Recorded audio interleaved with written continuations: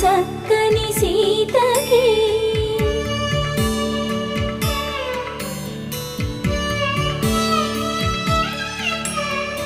ఎర్ర జాబిలి చేయి రాముడేడని అడుగుతుంటే చూడలేదని పెదవి చెప్పే చెప్పలేమని కనులు చెప్పే నల్ల పూసైన